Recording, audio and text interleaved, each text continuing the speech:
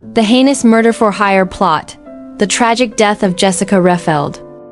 In May 2015, 22-year-old Jessica Rehfeld vanished from Rapid City, South Dakota, leaving her family and friends desperate for answers.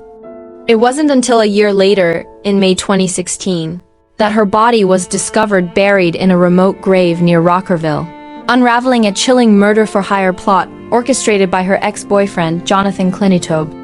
Fueled by jealousy and rage, Klinetobe's actions led to a brutal crime that shook the community and took a decade to fully resolve.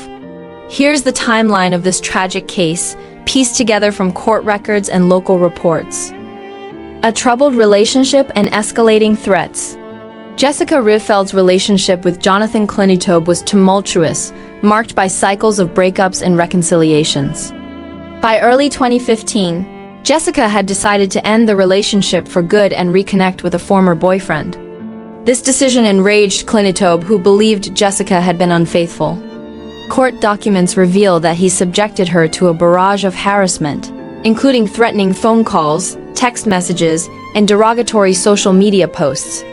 Jessica, fearing for her safety, took a critical step on May 12, 2015. She filed for a protection order against Klinetobe, citing his relentless threats and abusive behavior. The murder-for-hire plot. Klinetobe's anger turned deadly when he devised a plan to have Jessica killed. To execute his scheme, he recruited two men, Richard Hirth, 35, and David Schneider, 24, both from Rapid City. Klinetobe falsely claimed that Hell's Angels motorcycle gang had placed an $80,000 bounty on Jessica's life, alleging she had incriminating information about the gang. To make his story convincing, he enlisted an unidentified accomplice to pose as a Hells Angels member and confirm the fictitious bounty. On May 18, 2015, just 6 days after Jessica filed for the protection order, Hirth and Schneider lured her into a trap. Pretending to offer her a ride to work, they picked her up from her boyfriend's home. Instead of taking her to her destination, Schneider drove to a remote service road in the Black Hills. There, in a brutal 20-minute assault, Hirth stabbed Jessica multiple times while Schneider restrained her. Despite her desperate pleas to speak to her father and to see the stars one last time, Jessica was killed. Her body was then buried in a shallow grave near Rockerville. Covering up the crime. Klinetobe's involvement didn't end with the murder. He joined Hirth and Schneider in burying Jessica's body and later enlisted two other men, Michael Fry and Garland Brown, to dig up her remains and rebury them in a deeper grave to avoid detection. For nearly a year, Klinetobe actively deceived Jessica's family and law enforcement, even visiting the gravesite multiple times with a friend who was unaware of his crime. He maintained the facade that Jessica was simply missing, despite knowing her fate. The breakthrough.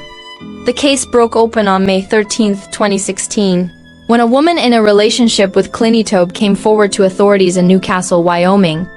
She revealed that Klinetobe had frequently visited the gravesite and had threatened to kill her if she spoke out. Guided by her tip, investigators from the Rapid City Police Department and Pennington County Sheriff's Office located Jessica's body in a shallow grave south of Rockerville. The discovery confirmed that Jessica had been the victim of a premeditated murder. A search of Klinetobe's home uncovered chilling evidence, personal items belonging to Jessica, including a necklace she was wearing when she was killed, her Walmart name tag, a purse, a cell phone, and keys to her apartment. These trophies further implicated Klinetobe in the crime. Justice served, the sentencing of the conspirators. The investigation led to the arrest of 5 men involved in the murder and cover-up. Here's how justice was served. Garland Brown and Michael Fry both pleaded guilty to being accessories after the fact for moving Jessica's body to a second grave. They were each sentenced to 5 years in prison in 2016. Jonathan Klinetobe. In September 2019, Klinetobe pleaded guilty to aiding and abetting first-degree manslaughter. During his sentencing in December 2019, he expressed remorse, claiming he was not a bad guy and needed medication.